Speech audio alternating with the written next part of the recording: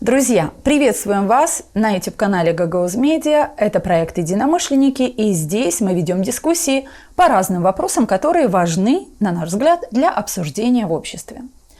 Поствыборная Молдова. Какая она? Да, очевидна политическая поляризация, но заметно ослабел протестный потенциал партии. Протесты по вызову утихли, и не последнюю роль в этом, на наш взгляд, сыграли правоохранительные органы. Налицо серьезные социально-экономические вызовы. В общем, поствыборная Молдова – это Молдова, которая сделала ставку на европейскую интеграцию, но продолжает сталкиваться с внутренними и внешними вызовами, включая политическую борьбу и, конечно, геополитическое давление. Молдова после выборов. Об этом будем говорить сегодня, друзья, с очень интересным, на наш взгляд, собеседником, с человеком, который в политической жизни страны активен с момента признания независимости Молдовы. Ставьте лайки, подписывайтесь на наш канал в YouTube Gagos Media и помните, ваша поддержка серьезно помогает нам продвигать наш канал. Вам за это спасибо, оставайтесь с нами, через несколько секунд здесь, в студии, начнем. Мы все хотим достойных условий жизни. Мы все хотим качественной медицины. Мы все хотим хорошие дороги и коммуникации. Мы все хотим высокие зарплаты и пенсии. Мы все хотим, чтобы работали законы. Мы все хотим лучшего для Молдовы, и это нас объединяет. Значит, мы единомышленники. Сегодня в студии проекта «Единомышленники» политик Уазу Нантой. Уазу Нантой – депутат парламента Республики Молдова. Профессиональная деятельность. Эксперт по Приднестровскому конфликту, урегулированию конфликта в Черноморском регионе, влиянию политики России на отношения с ближним зарубежьем в рамках программы ЕС «Восточное партнерство». Автор многочисленных публикаций о политическом процессе в Молдове, влиянии России на постсоветское пространство, информационной войне, энергетической безопасности, этнических меньшинствах. Член правления Ассоциации внешней политики Молдовы. Опыт работы. С 2019 по 2025 годы депутат парламента Республики Молдова. С 2000 по 2019 годы программный директор Института общественных политик Молдовы. 2011 год – национальный консультант ПРООН. 2010 год – депутат парламента Республики Молдовы, постоянная комиссия по национальной безопасности, обороне и общественному порядку. С 1998 по 2000 годы – начальник департамента по урегулированию конфликтов в правительстве Республики Молдова. С 1992 по 1998 годы – менеджер по работе с частным сектором. С 1991 по 1992 годы – начальник департамента политического анализа президентуры Республики Молдова. С 1978 по 1991 годы – Академия наук Молдавской ССР. Исследования в области физики твердого тела. Опыт управления проектами. Молдова между Востоком и Западом. Взгляд из Гагаузии и Тараклии. Послание для Европы. Усиление поддержки для соглашения об ассоциации между ЕС и Молдовой. Укрепление потенциала организации гражданского общества в зоне безопасности Республики Молдова. Языковые навыки. Румынский – родной, русский – родной, английский и украинский – рабочий уровень. Хобби – прыжки с парашютом. Совершено 2300 прыжков. Больше? Нет. Господин Нантой, здравствуйте. Добро пожаловать в нашу студию. Здравствуйте, спасибо за приглашение. Хочу уточнить, что мой трудовой стаж начался 1 сентября 1970 года и завершился одновременно с решением Конституционного суда о признании результатов выборов 28 сентября. Так что можно называть меня политиком, политологом, дедушкой, пенсионером. Да, я стал председателем Федерации парашютного спорта, так что без дела не остался. Вот так, когда это случилось, что вы стали председателем? 4 сентября. Я заблаговременно себе приготовил запасной аэродром. Так, но смотрите, хобби вашей жизни, насколько я понимаю, теперь становится главным делом после того, как политическая жизнь чуточку отошла, или она не отходит? О, нет, главное дело – это, конечно, внуки. Да? Знаете, любите ваших внуков, они отомстят вашим детям. Или обеспечат вам хорошую старость. Нет, насчет этого. Да, ну и главное просто не закисать. Ну тогда мы вас поздравляем с тем, что случилось 4 сентября. И пусть это новое старое дело, да? вашей жизни. Пусть приносит все столько же радости, сколько мы видим тогда, когда мы с Леной Федоровной точно имели возможности видеть прыжки на точность приземления, да, в вашем исполнении. В вашем исполнении. Это красиво, и пусть это еще будет долго в вашей жизни. Ну, спасибо. Да, говорить будем о политике сегодня. Да. Господин Нантой, вы были в нашей студии несколько месяцев назад, когда предвыборная кампания только начиналась. И сейчас мы имеем возможность взглянуть на нее как бы со стороны. Что вы можете сказать о прошедших парламентских выборах? Что они показали? Какой настрой в нашем молдавском обществе? И каково качество политических игроков, которые в этой кампании участвовали? На этот вопрос можно отвечать долго. Это будет мое субъективное мнение. Я всегда подчеркивал, что когда мы говорим о гибридной войне со стороны Российской Федерации, то Российская Федерация использовала наши внутренние слабости для атаки против молдавской демократии. Если люди не понимают суть демократии и готовы взять деньги для того, чтобы поджечь дом, в котором мы живем, Россия использует эти деньги. Если в Молдове есть коррумпированные лидеры, да, то Россия их покупает. Если люди не хотят думать своей головой, их можно запугать и погнать как стадо, Россия пытается это сделать. Причем я когда постфактум читал некоторые статьи про то, как проходили президентские выборы в Румынии, да, так оказывается, что вот этот кандидат, которого сняли 6 декабря, аннулировали первый тур выборов, тоже использовалась эта страшилка, что Румынию толкают к войне, что Румыния идет к войне, что и так далее, и так далее. Поэтому, если быть бравурным оптимистом, то можно сказать, что общество продемонстрировало зрелость. Да? Но когда я говорю бравурный оптимист, я имел в виду следующее. И мои коллеги по партии признают, что ряд наших сограждан голосовали за партию «Действие и солидарность» не из великой любви к партии, а просто потому, что понимали, что ПАС – это единственный политический проект, который с гарантией проходит или избирательный порог и идентируется с европейской перспективой, и в первую очередь с миром и стабильностью. Да, вот это. Люди хотели избежать хаоса и войны.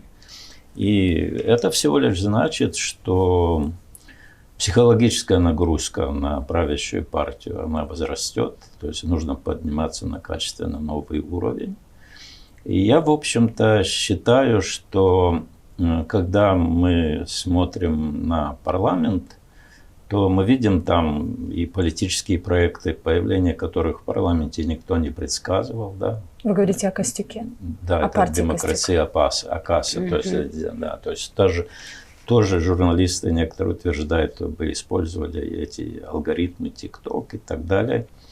Мы видим партия, которая идентифицируется с Ренатом Усатым. Я как человек, который помню его публичные появления еще с Горбунцовым, с какими-то банками. То есть его политическая биография настолько турбулентна, что остается вопрос, как они себя поведут. Да? Про альтернативу сложно говорить по той простой причине, что это очень слабый результат для политического проекта, возглавляемого генеральным мэром. Да? И такими лицами, которые вошли все-таки в состав альтернативы. Да, и, конечно, так называемый патриотический блок, мне кажется, на этом блоке клейма негде ставить. И это всего лишь подчеркивает старую проблему, которая существует в нашем обществе.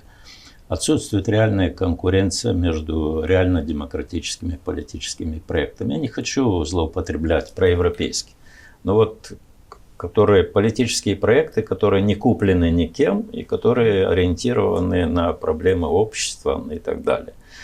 А если говорить, в общем-то, конечно, результат позитивен. А он был для вас ожидаем, предсказуем или неожиданностью стал такой результат ПАС? Нет, дело не в неожиданности. Никто не делает секрета из того, что партия «Действие и солидарность» поставила себе задачу получить большинство, то есть как минимум 51 мандат. И те социологические опросы, которые мы видели до выборов, где-то как минимум... Ну, они не показывали 50. А нет, они показывали что? Они показывали уверенное первое место. Они показывали большой процент неопределившихся. Да. И большой вопрос был, как на этот раз будут голосовать наши сограждане из-за рубежа. Диаспора как И себя покажет. вот, Да. то есть потенциал для того, чтобы партия «Действие. Солидарность» получила большинство, был. Но была и степень неопределенности. И я повторяю, что многие сограждане, ну, по крайней мере, я не могу говорить о процентах там, но реально голосовали за ПАС для того, чтобы избежать хаоса и худших сценариев, имея определенные или конкретные претензии к партии «Действие. Солидарность». Поэтому я повторяю, это очень большой вызов для партии, большая ответственность. И мы, как граждане, имеем полное право здоровой критикой поддерживать партию в тонусе. Господин Анатолий, можно вот такой вот вопрос? Вы сказали о том, что слабостью нашей страны пытались воспользоваться. Да. Удалось ли все-таки вот эти вот ответить на эти вызовы вот в рамках этой прошедшей кампании? Пришлось идти на, скажем так, неординарные меры. Ну, я полностью согласен с тем, что совершенно нельзя применять тот же принцип, вот сколько избирательных участков было в европейском пространстве, да, для граждан, и в России. Да. Совершенно очевидно, что в России нельзя открывать избирательные участки, и кто-то может кричать, что это дискриминация наших граждан. Да. Но в России это авторитарный режим, диктаторский, и людей погнали бы как стадо голосовать по указанию Кремля. Поэтому с точки зрения чистой теории здесь отклонение от канонов демократии. Но это необходимость защищаться, потому что госпожа Майя Санду, когда выступала на годовщине Венецианской комиссии, она четко сказала, что нужно искать механизмы защиты демократии, потому что та каноническая демократия, которую мы исповедовали на протяжении десятилетий, она очень уязвима. То же самое с левым берегом. Казалось бы, да, мы должны радоваться, что там 356 тысяч людей с молдавским гражданством, а мы открыли только 12 избирательных участков. Но мы не можем поехать на левый берег делать избирательную кампанию. Я не могу. Да? И на левом берегу мы видим, что продолжает функционировать та же машина промывания мозгов. От Суворовского училища до так называемого телевидения государственного и так далее. И поэтому вот там 12 избирательных участков. Но для того, чтобы перестать говорить о уязвимости, мы, общество и правящая партия должны работать над консолидацией общества. И поэтому у нас еще не початый край работы именно для того, чтобы... Есть такой модный термин резилиенция, то есть способность к сопротивлению общества. В первую очередь это консолидация. И когда я вижу, что очень популярны запретительные меры, да, вот мы запретили российские телевизионные каналы, мы запретили то, мы запретили сё. Но я приведу такой нескромный пример. Да? Я ковидом не болел, невзирая на то, что родственники переболели. Если сравнить вирус ковида с информационными атаками, да, то нужно воспитывать иммунитет у гражданина, чтобы человек думал своей головой, чтобы он уважал себя, свое мнение. Если говорить уже о выборах, то чтобы он осознанно голосовал, не так ему скажет дядя или тетя, а чтобы он голосовал для того, чтобы он лучше жил, его дети, его внуки в этой стране. Это нужно, чтобы граждане были подготовлены к тому и правильно понимали, что такое выборы, и от выбора зависит его личная жизнь. Совершенно не просто верно, там но понимаете, группы, когда попросили. Молодые люди оканчивают гимназию, лицей, я, к сожалению, не знаю, с какими знаниями они выходят в области как граждане, да? Что они знают про правовое государство, как какова роль политических партий, как распределение компетенций, первый, второй, там, парламент, президент, какова роль судебной системы. И... Ну, судя по тому, что молодежь, извините, демонстрирует, как мы видим на выборах, все меньше и меньше желания участвовать, то, значит, эти вопросы вообще вы знаете, неинтересны. Эта проблема не новая. Очевидно, политическая активность обратно пропорциональна гормональной. Господин Анто, я, знаете, хочу чуточку вернуть к тому вопросу о выборах все-таки, да, о результатах выборов скорее. Вы проговорили сейчас маленькую такую характеристику, дали всем 4 партиям, которые вошли в парламент, но не сказали о тех партиях, которые выбыли из политической гонки, причем последние дни. А можно чуточку и о них сказать? Вот этот... Если вы имеете в виду это, которое сердце Молдовы, или что-то, или... Ну и Фортуны, которые... Молдова-Мари, сердце да, Молдовы, такие Мари. громкие, красивые как человек, имена. который имеет проблемы с памятью, я помню первый и последний визит Игоря Додона в Москву в качестве президента. Это было 15-17 января 2017 года. Какой подарок получил Игорь Додон от Владимира Путина? Он получил карту средневековой Молдовы. Это прямые претензии на территории Румынии и Украины. Намек понятен. Да? Вам был понятен? Да, мне понятен. И когда появилась Виктория Фортуна, опять же, с заявкой про Великую Молдову, это... Из того же чулана кремлевского достали тот же конспект и дали даме, так сказать, использовать его в качестве политической провокации. Но если следить за тем, что было в масс-медиа, речь не идет о какую позицию занимала там Инима Молдовы или Великая Молдова. Речь идет о том, что там было банальное, насколько я понимаю, незаконное финансирование политической Да, именно так представлено. И именно это послужило поводом для исключения этих проектов из избирательной кампании. Но, скажем так, что до меня, опять же, я помню, как Ирина Влах и Игорь Додон витийствовали во время так называемого референдума 2014 года. Я помню, как 6 февраля 2015 года, будучи кандидатом на должность Башкана, она с Игорем Додоном предстала пред ясные очи посла России и клялась, что поведет Гагузскую автономию в таможенный союз, и за ней последует вся Молдова. Как она организовала для Игоря Додона стартовый избирательный митинг 2 апреля 2016 года, когда Додон махал пальчиком, что нога румынского жандарма не ступит на молдавскую землю. А может, вспомним митинг 13 ноября 2020 года. 13 «Вставай, страна мая, огромная», имеете в виду? «Вставай, страна огромная, вставай на смертный бой с фашистской силой темную». Да, фашистская сила темная – это а к чему вы это вспоминаете? Да, Ирина Влах стояла это потому, что я не хочу, поющих. чтобы меня считали за идиота и в избирательной кампании, чтобы я голосовал, как та овца запуганная, которую погнали на бойню. Я хочу знать и помнить и ошибки, и достижения всех политиков. Это относится и к моим коллегам по партии «Действие и солидарность», потому что гражданин, он должен выбирать, это парадокс. Когда человек идет на базар выбирать картошку, он может позвонить жене для пюре или для борща, или смотрит. Да. А когда идет голосовать, так он голосует слепо. Вот. Запугали и погнали. Майя Санду ведет к войне. Майя Санду забирает деньги у пенсионеров и детей на милитаризацию. Вы знаете, меня по поводу Ирины Влах заинтересовал вот такой вот маленький момент. После того, как ее сняли с выборов, в течение 2 недель не было ничего слышно от нее. И это меня немножко вот удивило. То есть человек, который был предельно активен, пел, заявлял, кричал, вдруг исчезает. Конечно, я прочитала, наверняка все мы прочитали, что она сейчас обратилась в Конституционный суд, но вот эти 2 недели затишья, о чем они говорили, вот говорят для вас?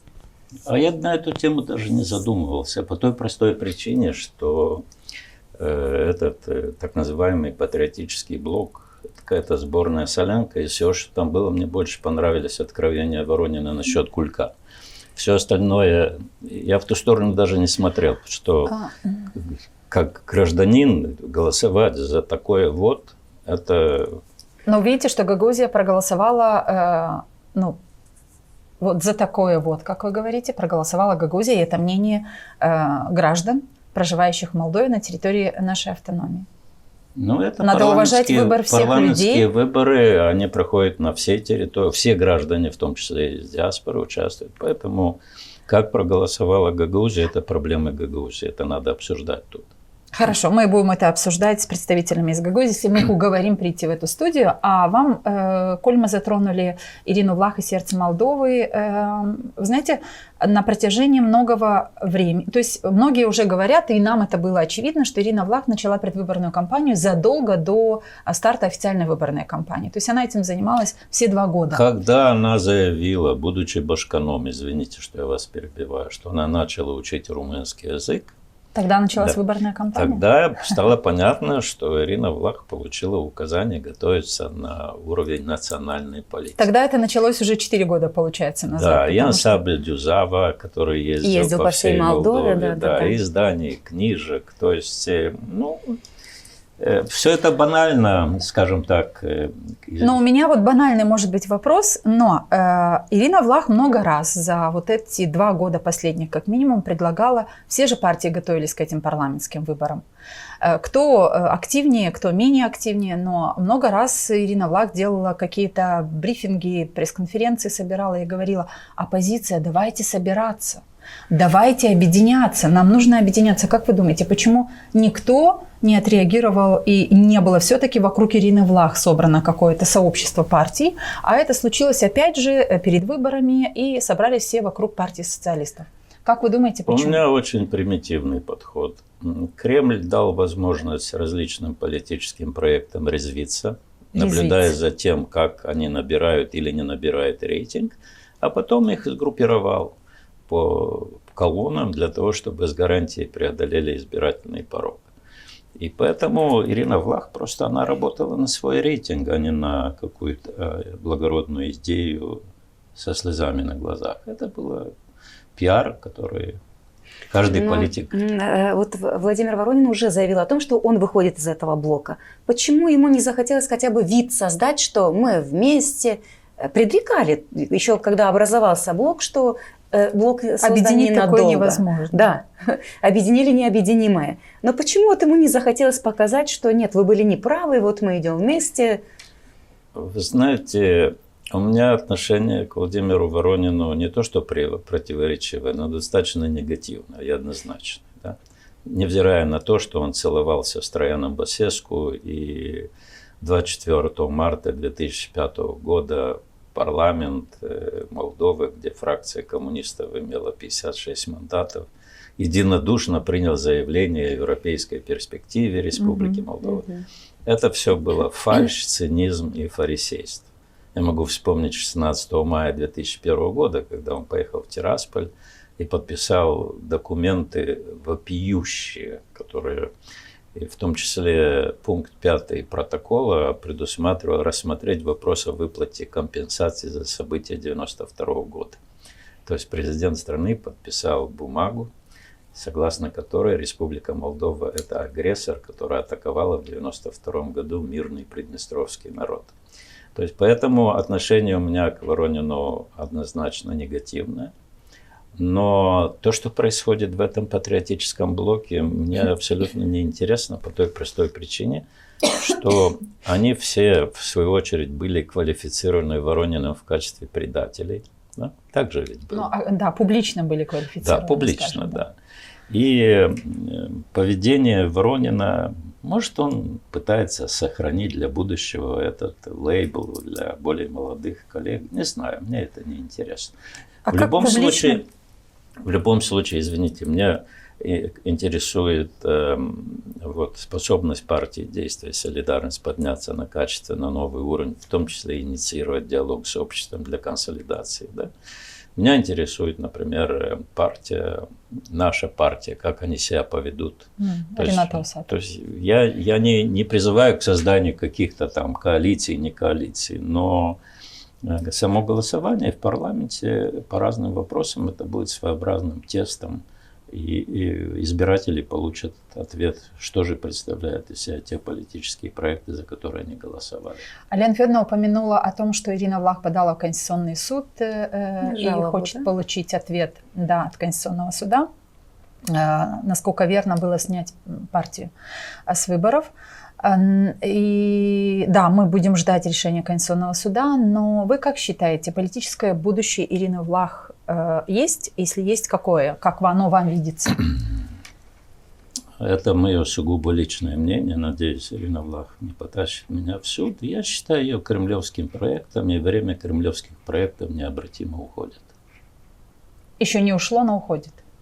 Время уходит. Для того, чтобы оно ушло, Дональд Трамп должен получить Нобелевскую премию мира, в том числе и за прекращение войны в Украине. Господин Анатолий, у меня еще один вопрос, тоже касается этого патриотического блока. Скажите, пожалуйста, а как вы расцениваете то, что еще не были озвучены итоги выборов, а Игорь Додон уже сказал о том, что оппозиция победила, что они собираются на следующий день организовать митинг в поддержку, в защиту этой победы? Знаете, мы как-то слишком много внимания уделяем этому блоку, большинство членов которого были самим же Ворониным охарактеризованы в качестве предателей. Для региона, в котором за них голосовало очень много людей, важно уделить этому внимание, поэтому отнеситесь к этому с пониманием. Я сожалею, что наши сограждане голосуют за такие политические проекты. Это вовсе не значит, что я призываю к северокорейскому единству. Упаси Господи. Я всегда считал и считаю, что партия, которая находится во власти, нужно критиковать, но по делу. То есть и внутри партии должна быть демократия, и контроль со стороны масс-медиа, со стороны общества. Но в данном случае Додон, мне кажется, пытался оправдаться перед своими работодателями в Кремле, оправдывая бездарно потраченные деньги. И, так сказать, надувая щеки, вот я борец, но не получилось. Но он не борец. Я участвовал в передаче с одним журналистом, и он сказал, что Молдове сильно повезло с кремлевской политической агентурой. То есть они настолько неубедительно выглядят, что это было заранее обречено на провал. Это я не считаю так. Но потому что действительно общество находилось в достаточно стрессовом состоянии. Я никого не хотел напугать, но я всегда старался привести следующий пример. 7 февраля 2010 года граждане Украины проголосовали за Виктора Януковича. Что за этим последовало, мы знаем. И поэтому я призывал наших сограждан хорошо подумать, прежде чем голосовать, даже если тебе что-то там не нравится. Господин Анатолий, давайте поговорим еще и о том, не качество даже, Господи, а отсутствие диалога между Комратом и Кишиневым. Это вот вообще проблема, которая выставила Гагаузию вот на тот уровень, где сейчас Гагаузия находится.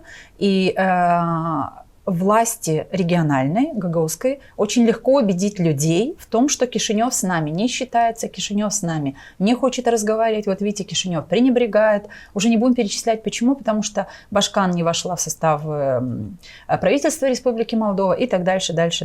Но сегодня мы подошли к выборам. Выборы имеют вот такой результат. Мы знаем, где находится сейчас, все знают, где находится Башкан Гагаузии. Мы знаем, какие судебные разбирательства, аресты и содержание в СИЗО есть на сегодня по некоторым лицам Гагаузии. И как сейчас, вот с этой точки и дальше, когда выборы прошли, будет скоро, надеемся, правительство, как могут развиваться отношения между Комратом и Кишиневым? Я не совсем согласен с такой формулировкой «диалог Комрат-Кишинев» по той простой причине, что, кажется, 19 июня 2019 года, во время инаугурации Ирины Влах, второй мандат, госпожа Майя Санду в качестве премьер-министра выступала и сказала, что нужно решить вопрос разделения полномочий. Сказала, да. Этот вопрос не решен до сих пор. Я в первую очередь имею в виду тот закон, качество того закона 23 декабря 1994 года. Я считаю, это мое личное мнение, что этот закон надо переработать для того, чтобы он соответствовал канонам правового демократического государства, и чтобы гагаузская автономия нашла свое органическое место в государственном механизме Республики Молдова. Сегодня нет этого места? И в ситуации, когда... я когда был в парламенте, интересовался в том числе и опытами других автономий, тирольской автономии. Там никто не кричит про диалог. Там есть полномочия. Автономия занимается своими делами, решает свои проблемы на уровне автономии. Есть национальное правительство, которое занимается национальными проблемами на уровне всей страны. Но у нас так не получается. К этому мы должны идти. Другое дело, что когда говорят про диалог, то, конечно, есть такая избитая формула, что танго танцует вдвоем, и должно быть какое-то взаимное уважение и способность слушать и понимать друг друга. С этим, конечно, большие проблемы. Я не хочу ни на кого показывать пальцем. Но давайте вспомним, как проходила встреча президента страны в сентябре 2022 года с Народным собранием. Я помню, это, конечно, да, это событие. Нет, когда туда приходит посол России, то там стоят на задних лапках и виляют хвостами. Извините за сравнение. Когда пришел президент страны, там устроили вот такой вот публичную порку. Да. Смотрите. Майя Санду это не тот человек, которого можно выпороть, да, она сильный лидер. Господин Антой, смотрите, вы говорите о полномочиях. Именно вот эта неготовность к диалогу. Но Кишинев тоже много раз демонстрировал неготовность к диалогу. С кем? Давайте так. Мы с вами были в тех межпарламентских рабочих группах, да. Там мы с вами хорошо и спорили. Да? Да. И мне кажется, я это говорила и коллегам тогда в Народном собрании, что 2017 год, когда я пришла, вместе с коллегами с Народного собрания в эту рабочую группу, вы были достаточно агрессивны по отношению к Гагаузии, я всегда это говорила. И когда эта группа когда мы уже уходили, с депутатские мандаты свои сложили, мне нравилось то, что с вами можно говорить, вы уже начинали нас слышать, понимать, и это придавало какой-то другой импульс этой рабочей группе. Это мое мнение.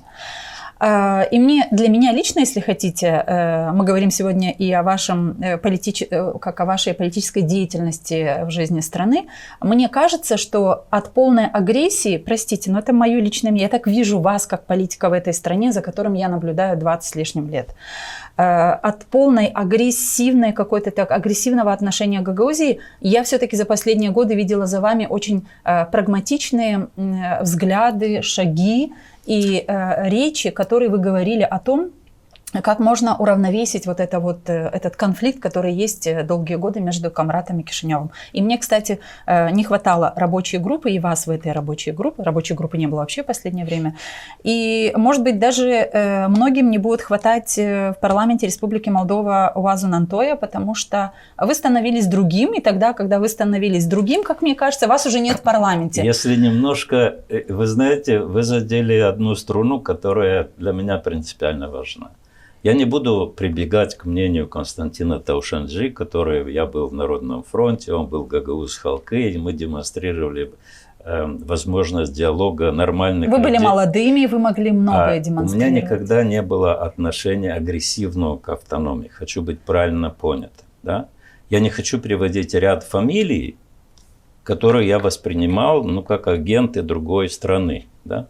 К которым относится и тот же Воронин, да, который в 2001 году подписывает соглашение с лидерами гагаузской автономии, что мы вам дадим голоса, а вы рассмотрите вопросы о вхождении в союзное государство, Россия, Белоруссия, русский язык второй государственный, что-то там с Приднестровьем, что-то.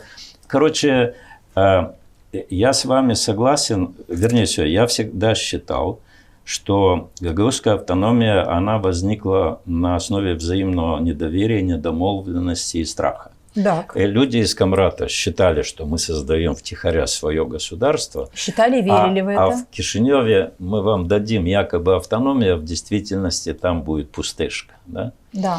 И когда я прекрасно понимаю, что автономия строилась в том числе и на основе румынофобии, которая была, может, вы И не есть. помните. Была Сейчас и это есть. уже в такой, скажем так, если не карикатурной, то в смазанной форме. Но вам Вот. так кажется, изнутри Да, здесь да, видно, да. что Да, романофобия все еще понимаете, присутствует. но на фобиях нельзя построить нормальную структуру. Поэтому нужен диалог, но между людьми, которые слышат друг друга. Да, И господин когда Антон. вы сочли, что я изменил свое мнение, Но мне когда так мы кажется. стали общаться, Да, понимаете, да. и я никогда не приходил с какими-то голыми эмоциональными какими-то оценками. Я Это действительно так? Я старался привести какие-то аргументы, что должно быть нормой, что для автономии, для всей страны, для граждан, которые живут в автономии или за ее пределами. Поэтому у меня агрессии к идее автономии нет и не было. Другое дело, что у меня, возможно, я МГИМО не оканчивал, да, то есть поэтому я вещи стараюсь называть своими именами. И, как я говорил, диагноз не должен звучать приятно для ушей пациента. Диагноз должен быть правильным, иначе пациент может загнуться при наличии импортных лекарств. Но мы с вами говорим о том, что вы говорили только что вот вы, сравнивая там другие примеры в европейских странах автономии, полномочия разделены, и каждый занимается своими делами. Страна своими делами, автономия своими делами. Ведь именно это пытались и многие годы не могут определить. И полномочий у Гагаузии вообще не осталось на сейчас. Да ладно. Текст закона 1994 Никто года не изменял, формально скажете. он остался неизменным. Другое дело, что Конституционный суд принял в феврале 2016 года, по-моему, решение о том, что все органические законы равны, и превалирует последний закон, который принят, и тот конфликт, который возник в связи с законом о прокуратуре и законом об особом статусе, то есть действует... И о налоговой тоже. Да, и так далее, и так далее. Это всего лишь говорит о том, да, в такой ситуации в автономии кричат, где наши гарантии, да. Но, понимаете, просто кричат и правильно кричат. крики и переплевывания через забор – это не диалог. Диалог – это люди, которые садятся, умеют выслушать друг друга, уважают мнение друг друга, но в то же время, когда я открываю рот и что-то говорю, я отвечаю за свои слова. Я не просто желтая зараза или так далее. Так мой вопрос в этом и был. Как сейчас, после выборов, когда расклад сил вот такой, какой он есть, каким вы видите этот диалог? В Гагаузии диалог, извините. есть исполняющие обязанности Башкана. Нет такой должности в Гагаузской автономии или в Кишиневе, ответственной по диалогу или старшей по диалогу. Да? Диалог, но если это спасет ситуацию, диалог он должен можно. идти в этой студии, на других местных телевизионных каналах, не к ночи будь сказано. Да? Камрадский университет может служить площадкой для того, чтобы специалисты в области конституционного права, юристы там приглашать. Дискутировали, да? Дискутировали. Эти дискуссии должны быть публичными. И в конечном итоге мы должны прийти к той модели. Потому что я говорю, мы говорим про закон от 23 декабря 1994 года. Я считаю, не то, что он устарел, а просто он был принят людьми, помимо того, что некомпетентными, а не искренними по отношению друг к другу. Да? Когда я неоднократно видел в других студиях, когда люди говорят, это никакой не закон, это договор о вступлении Гагаузской республики в состав Республики Молдова. Ну, извините, но так же не бывает. Это говорил? Не, это говорят люди, которые имели в прошлом или в настоящем мандат народного депутата. Смотрите, есть... можно один вопрос, простите, пожалуйста, Ксения Федоровна. Вот я так понимаю, что после выхода этой передачи количество людей, которые будут говорить о том, что Уазлан Антой опять что-то замышляет, он заикнулся о законе от 23 декабря 1994 года, он хочет в нем что-то поменять. Я вижу, что в этом опять усмотрят какую-то агрессию по отношению к автономии. Но у меня вопрос в другом. Скажите, а вот вы говорите о том, что нужно разделить полномочия. Об этом говорят давно. Почему вот к этой задаче, к решению этой задачи так и не приступили? Ну, допустим, прошлые 4 года эта возможность была. Почему это не сделано? Дело в том, что статус автономии Это неправильно его в одностороннем порядке принимать в Кишиневе и потом послать бумагу, вот, прочтите ваши полномочия.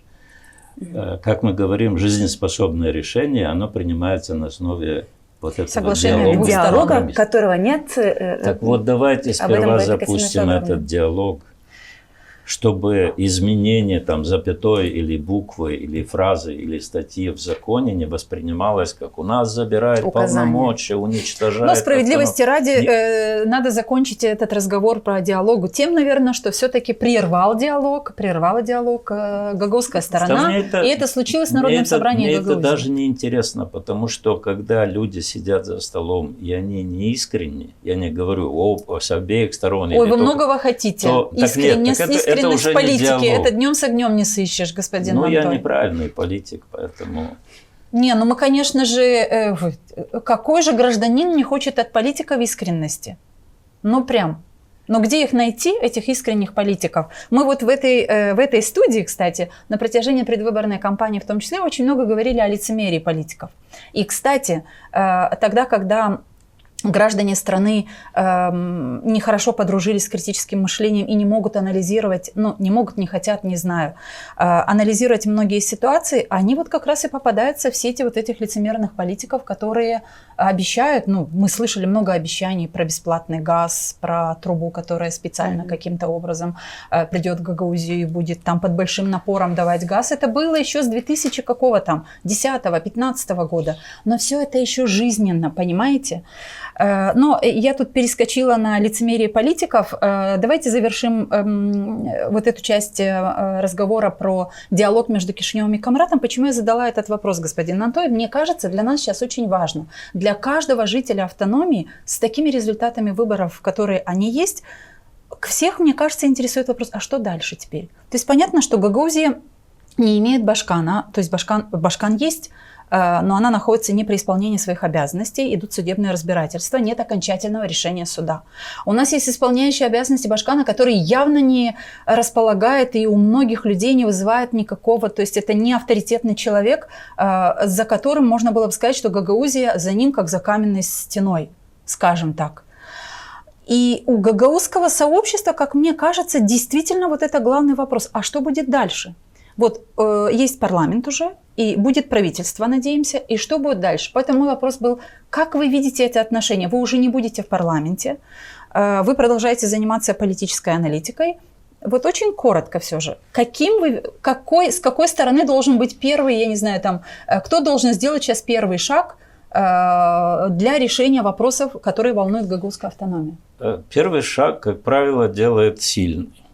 Да? В данном случае первый шаг должна делать центральная власть. Но давайте все-таки определимся. Вот то, что происходит в гагаузской автономии. Во-первых, насколько я понимаю, Башкан имеет проблемы с правосудием не за то, что она гагаузская или Башкан, а за то, что деятельность какой-то там до башканской работы, до башканской деятельности, да? Где народное собрание? Там. Когда будут выборы в народное собрание? Да? Что делать с тем законом от 1994 года, где написано, что как минимум один депутат от каждого населенного пункта, это же закон, да, но не менее 5000 голосов за каждый мандат. А когда там не будем называть населенные пункты и фамилии. Но если вам неудобно, мы назовем. Русская Киселия, Ферапонтьевка. Нет, уже и села побольше не имеет такого количества избирателей. Нет, понимаете, это же настолько очевидно, да, что это надо обсуждать. Но обсуждать с теми, которые хотят не заработать очки на том, что кричать «желтая зараза у нас забирает полномочия», а которые хотят, чтобы автономия спокойно жила своей жизнью, решала свои проблемы. И когда мы говорим о том, что происходит в автономии, так здесь многослойный такой пирог. Есть естественные процессы, которые происходят и ведут к нормальным отношениям. Какие вы называете? Вот, например, в образовательной системе растет интерес, родители понимают, что дети должны знать язык этой страны, отдают детей учиться в лицее, в учебные заведения с румынским языком. Примары работают с центральной властью, реализовывают какие-то проекты во благо всех жителей автономии, а не только тех, которые голосуют за Майю Санду. Но вот в Кишиневе в Гагаузии это воспринимают как таким образом Кишинев нивелирует Гагаузию. А эти люди где-то предатели. Ну так, вы знаете, так это же чья проблема? Если любой человек, который ведет диалог с центральной властью, автоматически становится предателем, так где диалог? Извините, я прекрасно знаю. Не надо мне рассказывать, я помню смерть Сталина, да, я многое видал, да, что в гагаузской автономии люди, которые имеют свою позицию, отличные от этой кучки крикунов, проплаченных зачастую, да, им психологически тяжело. Они должны, так сказать, они становятся объектом травли или осуждения. Это что, норма? Это демократия? Но мы пока не можем переломить эту ситуацию в автономии, как минимум потому, что вы сказали, вот эти крикуны, которые говорят, неважно даже про какую заразу они говорили бы, как бы они ни раскрасили бы ту или иную партию, которая находилась бы у власти, агрессивная риторика воспринимается гораздо, как сказать, быстрее. Я задам вам такой вопрос. Агрессивная риторика сегодня эти формирует... люди хотят жить лучше? Люди хотят жить лучше. Нет, не хотят, не хотят. Потому что если я хочу стать олимпийским чемпионом по бегу и выкуривать 2 пачки сигарет в день, я не стану олимпийским чемпионом. Когда люди позволяют манипулировать собой, всеми этими страшилками, что румыны придут, НАТО придет, там не знаю что, там... Так, а с кем обсуждать вопросы экономического роста? В прошлый раз в студии я предлагал вам тему, что делать для того, чтобы молодежь перестала уезжать из Молдовы. Так какой нормальный молодой человек или девушка останется в стране, где люди за 35 лет не могли разобраться, как язык называется, и по голове друг друга бьют этим псевдоаргументом? Нам нужны инвестиции. Я вам приведу такой пример. 2008 год. Бельцы. Я организовал семинар для неправительственных организаций с левого берега вместе с неправительственной организацией из Чехии People in Need. И там был один парень, почему-то помню его, звали Дэвид Штулик. Да? И дама из Маловата Нова встает и задает вопрос. Вот у меня 2 сына учатся в Кишиневе на контракте, я не знаю, что с ними делать дальше. Как у вас в Чехии дела с инвестициями? На что Дэвид Штулик пожал плечами и сказал, у нас столько инвестиций, что студентов разбирает еще со студенческой скамьи фирмы. Да? Какой инвестор придет в Молдову, если у нас каждые выборы – это конец света и апокалипсис? Война или мир? А кто делает такую подождите, атмосферу? 2022 год, 24 февраля. После этого я иду по улицам Кишинева, пешком и без телохранителей, да, и встречается... Как всегда, пешком и без телохранителей, вы скажите уже.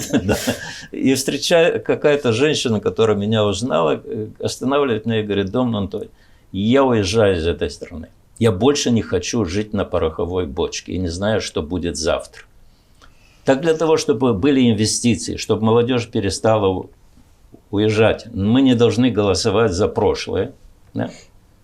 Мы не должны хвалиться перед всем миром нерешенными конфликтами и политическими склоками между Камратом и Кишиневым. Да? Нам нужен мир, политическая стабильность и предсказуемость, гарантии мира, а не те, которые сейчас на линии фронта в Украине. Нам нужен суд независимый, транспарентный, некоррумпированный. То есть и то, что у нас всего этого нет, это большей частью наша ответственность с вами. Я имел в виду граждан Молдовы. Потому что когда в 1994 году, 25 февраля или 27 февраля были парламентские выборы, и люди массово проголосовали за прошлое, это говорит о том, что в нашем обществе не было проекта государственности. Мы не знали, за что голосуем. И, соответственно, расцвела и коррупция, и мы дожили до Плохотнюка, до рэкета. Кто придет со своими инвестициями, когда журналисты обсуждают государственный рэкет, когда депутатов перекупают пачками? То есть, поэтому... И уже не 1 год это происходит. Господин Антон, вы абсолютно правы, что все зависит от тех людей, которые живут в этой стране. Да. Но сейчас мы выбрали парламент, и им придется принимать те решения, которые могут менять что-то в нашей жизни. И вот журналист Алина Раду, хочу привести ее цитату, пишет: Эти выборы показали не только волю граждан, но и глубину раскола в обществе. У ПАС есть мандат, но ее успех будет измеряться способностью превратить победу на выборах в победу доверия и стабильности. Как вы думаете, есть ли у этого нового состава ПАС в парламенте силы для того, чтобы вот эту сверхзадачу решать? Я не могу вам ответить на этот вопрос по той простой причине, что политики, как правило, ведут себя так, как им позволено. И в данном случае, когда появилась такая публикация, то это не должна быть отдельная разовая публикация умной журналистки. Это должно быть настроение в обществе и давление на власть. Но, друзья, подпишитесь на наш канал Гагауз Медиа в YouTube, если вы этого еще не сделали. И напоминаем вам, что ставьте лайки. Это помогает продвигать проект. И мы с Еленой Карамид вам за это очень благодарны.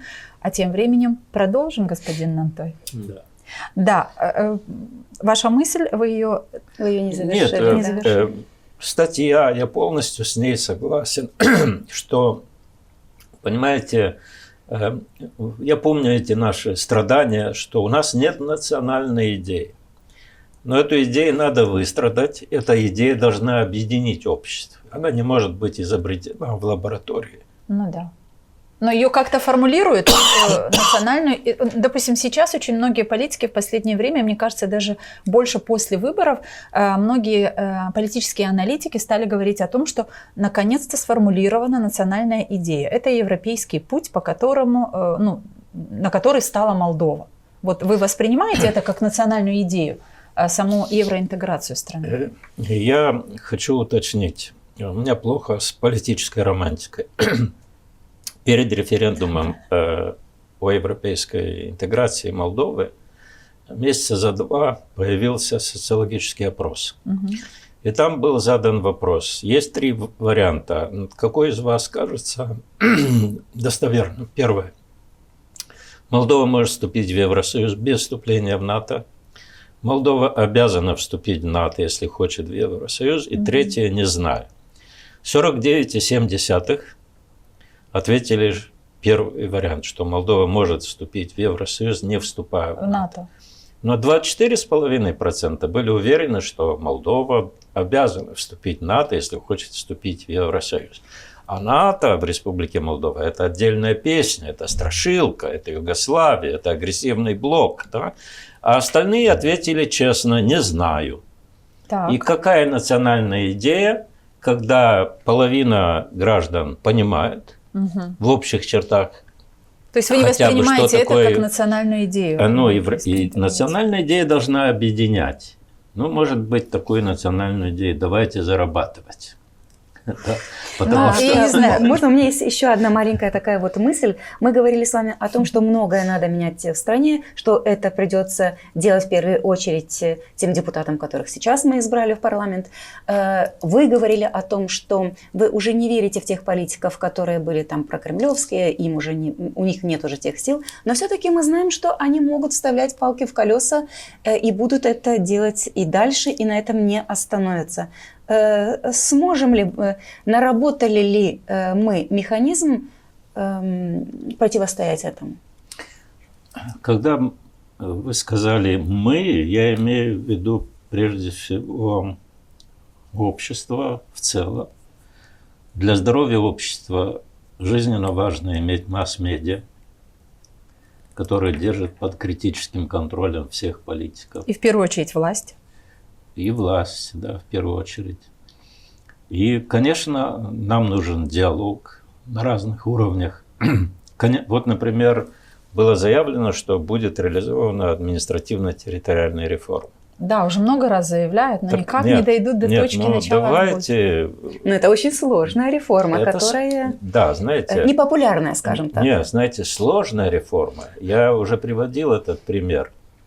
Когда было последнее заседание парламента, и мы аплодировали министру энергетики, который заявил, что уже протягиваются провода на линии электропередач. Исакчеву, конечно, Кишинев. А я задался вопросом, как бывший инженер, почему почему в парламенте Молдовы 35 или хотя бы 30 лет назад не аплодировали? Ответ: Потому что воровали из энергетического сектора. Поэтому и не было такой линии. Поэтому не Она было. не появилась Поэтому раньше. были эти серые схемы с «Газпромом» и с левым берегом. Да? 2001 год. Партия коммунистов приходит во власть. Сколько долг в Приднестровье перед «Газпромом»? Ужасная цифра – $800 миллионов.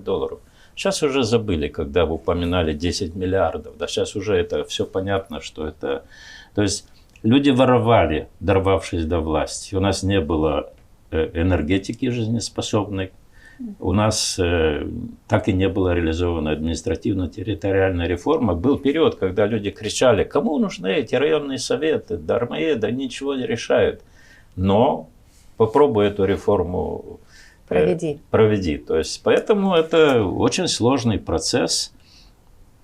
Повторяю, политика в демократическом государстве – это очень такой утомительный процесс. Нужно поддерживать диалог изо всех сил. И в этой ситуации я надеюсь, что этот диалог позволит нам нащупать те ключевые моменты, которые создадут в обществе долю оптимизма. Потому что я считаю, что одной из очень больших проблем, которая объясняет исход граждан из Молдовы, то, что люди потеряли веру в будущее этой страны. Да. И нам нужен инжекция оптимизма.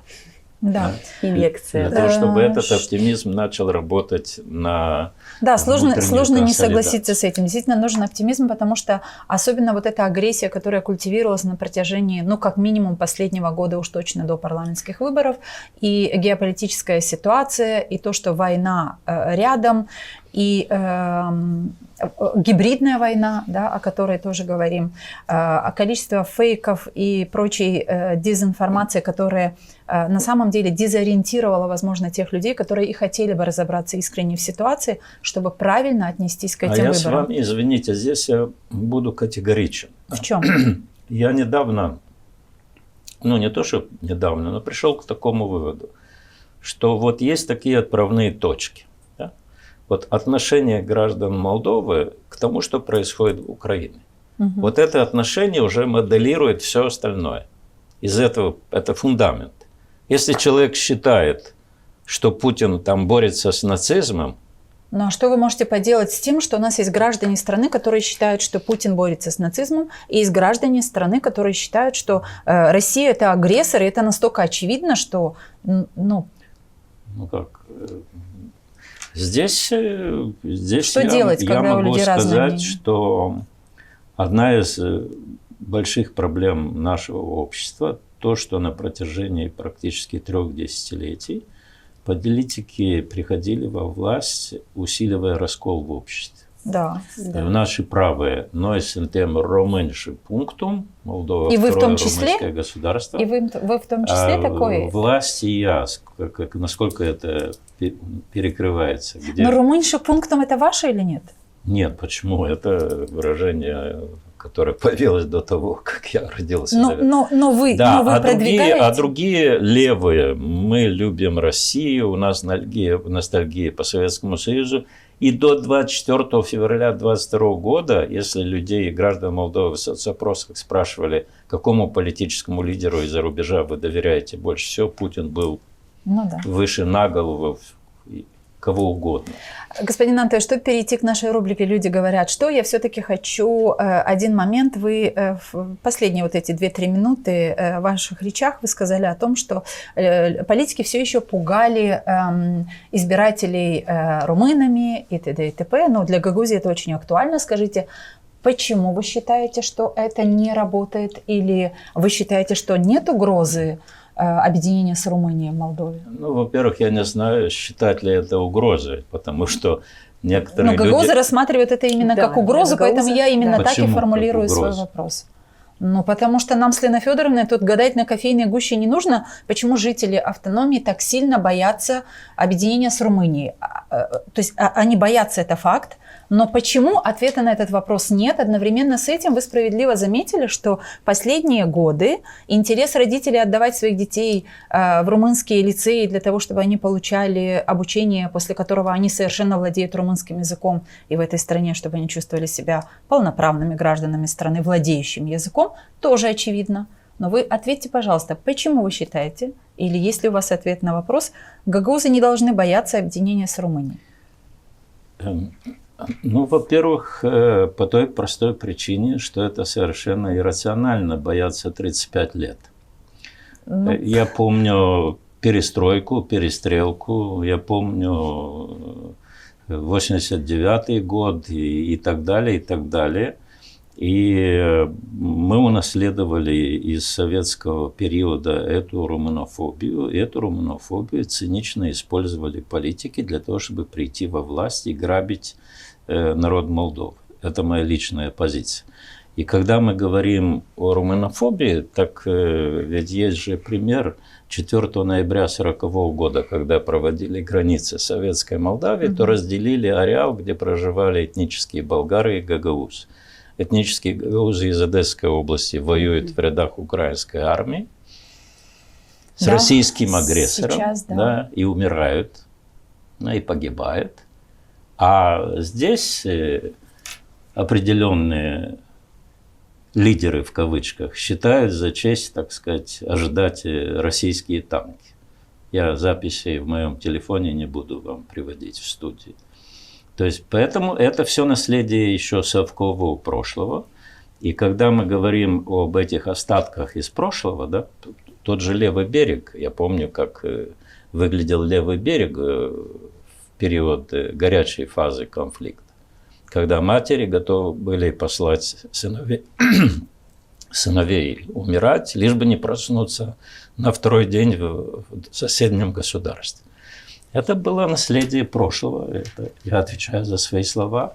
А мы должны объединять общество. Здесь большая невыполненная домашняя задача, как со стороны граждан, так и политиков, которых нужно бить по голове, когда они нас пытаются расколоть на основе каких-то фобий. Но вы не ответили на мой вопрос. Что нужно делать? Скажите, что гагаузы не должны бояться объединения с Румынией. Вы знаете... Это возможно, это невозможно? Ваша точка зрения. Ну вот, насколько я наслышан...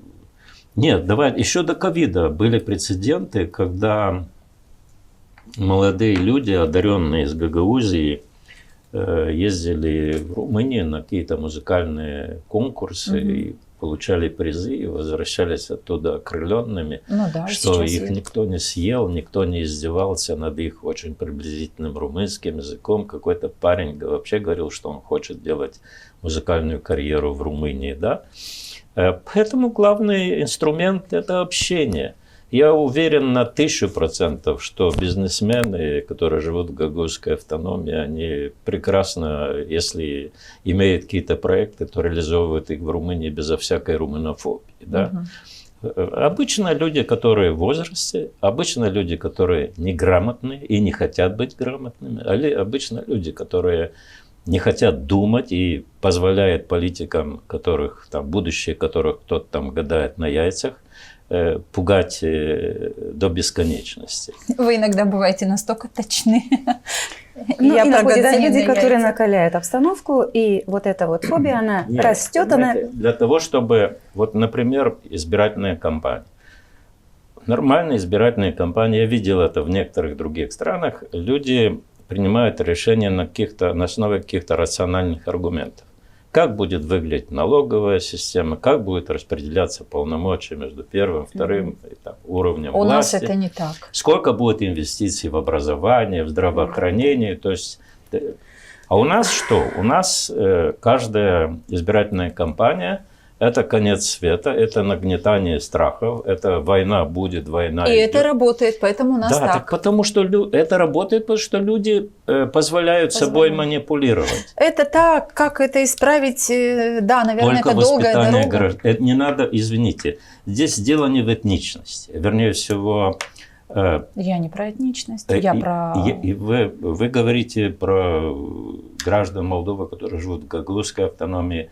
На том же референдуме о изменении Конституции мы видели, что в некоторых районах Молдовы там процент тех, которые проголосовал за европейскую перспективу с левого берега, был выше, чем в некоторых районах на правом берегу, где Европейский Союз инвестировал деньги. То есть здесь, возможно, в гагаузской автономии это более так конкретизировано или концентрировано. Может быть, мы больше говорим о гагаузской автономии, да, потому что в первую очередь нам интересно. Но это проблема всего общества. И мы должны вот искать те инструменты диалога, которые позволят нам прийти к осознанию того, что у нас есть не только говорить демагогически, что Молдова – это наша родина, но видеть будущее в этой стране для детей и внуков и думать о политических, не только о тех проектах, которые будут во благо всей страны. Да. И прекратить, не то что прекратить, но, по крайней мере, не смотреть в сторону тех политиков, которые бегают со страшилками. К сожалению, пока избиратели любят ушами, так бы я сказала, глядя на то, какие речи они принимают за чистую монету, тогда, когда, слушая того или иного политика, ты точно понимаешь, что здесь нет ни капли правды, и это очень легко опровергнуть, но люди пока не пользуются тем, что можно проанализировать то, что говорит политик, и то, что он делает потом на самом деле.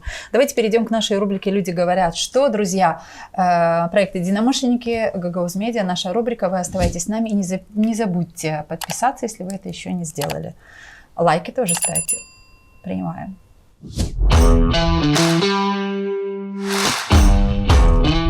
Люди говорят, что...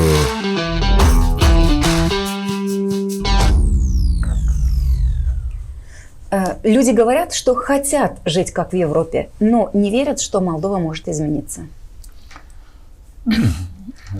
Здесь можно привести массу примеров. Я помню, как выглядела та же Румыния после падения диктатуры Чаушеску, как люди были замордованы, истощенные, то есть серые лица. То есть, да. И сейчас, когда едешь в Румынию, я там не так уж часто бываю, но видишь, как изменились люди. Открытые лица, открытые взгляды, как изменилась страна.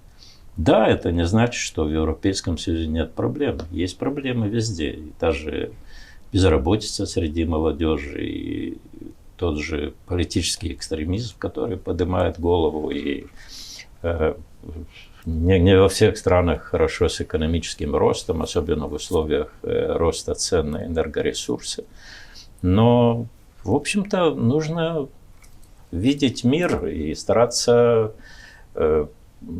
Если на примере других стран видеть, что происходит со странами, которые вступают в Евросоюз. Не говоря уже о прибалтийских государствах, которые еще в 2004 году стали членами Евросоюза. И если действительно в тех странах была проблема, когда открылись границы и люди стали уезжать, то сейчас начинают возвращаться. Но для того, чтобы люди начали возвращаться, мы должны покончить с этими апокалиптическими сценариями. Понимаете, что мы идем к войне. То есть, я повторяю, какой нормальный инвестор инвестирует свои деньги в страну, будущее которой не верит сами граждане? У нас короткие вопросы для ваших коротких ответов. Люди говорят, что Гагаузия не нуждается в ЕС.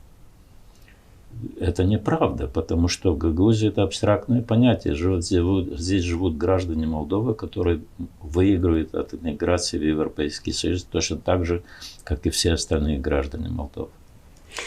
Люди говорят, что Кишинев, как всегда, так и сейчас не готов считаться с Гагаузией. А кто выражает мнение Гагаузии? Это весь ответ, господин Антон? Нет, покажите мне человека, с которым я могу сесть и записать на бумажку, что он хочет, и понести в Кишинев к своим бывшим коллегам по парламенту. Мы вам предложим сесть с господином Ильей Узун и Дмитрием Константиновым. Сегодня де-факто они являются теми, кто отвечает за Гагаузию. Да. Это фактически ответ на вопрос. Люди говорят, что Шор через Гуцул, Константинова и Узун дискредитировал суть автономии. Что скажете?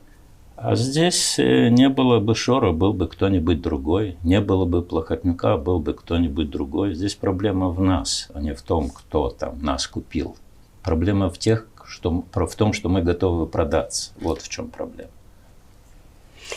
Люди говорят, что оппозиция обещает жителям Гагаузии перевыборы в парламент.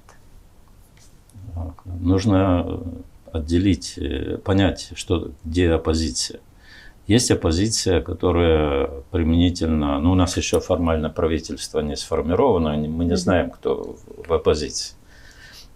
Но есть не парламентская оппозиция. Если считать Игоря Додона оппозицией, то себя не уважать. Поэтому это что, мы опять... Сколько раз Игорь Додон обманывал автономию? Когда-то это была популярная тема в автономии – считать. Сейчас опять он стал лидером оппозиции, да? Это смешно. А люди говорят, что суды выносят очень жесткие наказания политикам за электоральную коррупцию. А знаете, когда в Конституции написано, что суверенитет принадлежит народу, да? И когда мы видим, что мы же не живем где-нибудь на острове в Тихом океане, забытые цивилизации. Война за порогом, да? И в этой ситуации жесткий, согласно закону, приговор – это всего лишь борьба за национальную безопасность страны. И урок для тех, которые готовы польститься на подобные деньги. Поэтому, знаете, я не понимаю, в чем вопрос. Если человек совершил преступление, это преступление доказано судом, ты должен ответить по закону. А посягательство на суверенитет страны, который принадлежит народу, это, я считаю, тяжелое преступление. Люди говорят, что премьер-министром не может быть человек, не проживающий многие годы в Молдове. Вы имеете в виду кандидатуру Александра Мунтяна? Не я, а люди. Нет, мы говорим о нем. В вопросе, да. Я его помню по Академии наук, да, когда я еще занимался. Как много вы помните, господин Нантоя? Какой бы фигуре мы тут не заговорили? Что у меня еще нет Альцгеймера в открытой форме.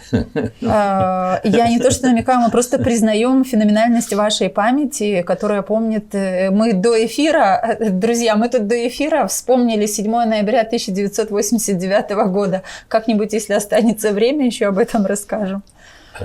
Люди говорят, главное, знаете, что... Ведь вот давайте посмотрим. Дарин Ричан заявил, что уходит. Давайте посмотрим на профиль кандидата. Это в первую очередь экономист, который имеет опыт инвестиций, который имеет обширные международные связи. И я двумя руками за то, чтобы он свои навыки, связи и опыт применил в качестве премьер-министра. Здесь еще нужно подождать команда. Меня сильно удручает, что программы всех правительств Республики Молдова – это, как правило, такой конспект на уровне студента 3-го курса. Там пишут приятные для всех вещи и обещания. А у ПАС тоже такая программа? Нет, дело не УПАС, я имел в виду правительство. Если открываем сайт Gov.md, да. Но сайт, смотрите, программа правительства будет состоять из того, что обещала партия, которая как минимум взяла большинство в том числе. Потому что мы живем в таком динамическом мире. Программа правительства, на мой взгляд, должна быть намного конкретнее и шире. И намного глубже. Более жесткие обязательства правительство берет на себя, чем общие обещания в избирательной кампании. Угу. То там удвоить пенсию, утроить ПИБ, не знаю что. А вы знали? Но люди это, простите, пожалуйста, но люди это воспринимают, поэтому, наверное, правительство говорит такими слоганами, цифрами, нарративами. Не, мы говорим о избирательной кампании, что политик обязан говорить на понятном, доступном языке, но когда ты профессионал в области финансов, да, я там многие вещи просто не понимаю, да, здесь правительство должно глубоко работать и в области административной реформы, которую нам обещают, и образование, и здравоохранение, и энергетика. И...